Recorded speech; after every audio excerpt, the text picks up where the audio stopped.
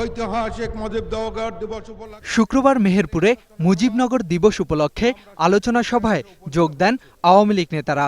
সে সময় city corporation নির্বাচন ও বিএনপির অবস্থান নিয়ে কথা বলেন দলের সাধারণ সম্পাদক সৈয়দ আশরাফুল ইসলাম।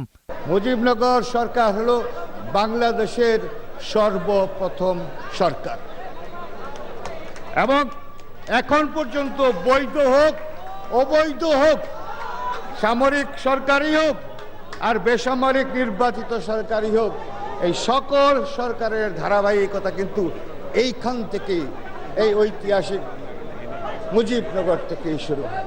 সে সময় দলের অন্যান্য নেতারাও বিএনপির সমালোচনা করে বলেন, নগর নির্বাচন নিয়ে রাজনীতির কোনো সুযোগ নেই।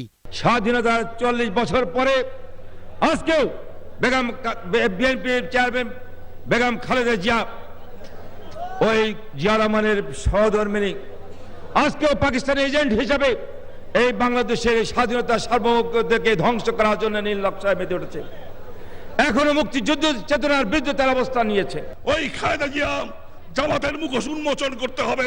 এদিকে রাজধানীতে মুজিবনগর দিবস নিয়ে আলোচনা সভায় আওয়ামী লীগ নেতারা বলেন, সাধারণ মানুষ নির্বাচনে ব্যালটের মাধ্যমেই সন্ত্রাসীদের জবাব দেবে।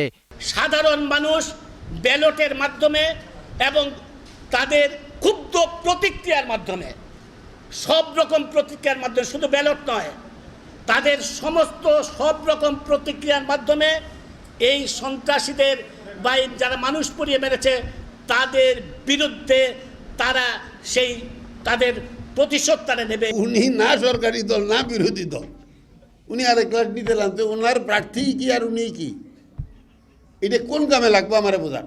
নীরবে সরবে বাদ দিয়া নির্বাচন হবে নির্বাচনের মতোই। এছাড়া নির্বাচনে সংঘাতময় পরিবেশ এড়াতে বেগম জিয়াকে প্রচারণায় নামা থেকে বিরত রাখতে নির্বাচন কমিশনকে আহ্বানও জানান আওয়ামী লীগ নেতারা। প্রার্থী দিবেন মাইনুল ইসলাম, ২১ টেলিভিশন। ইলেকশনটা করতে হবে তো।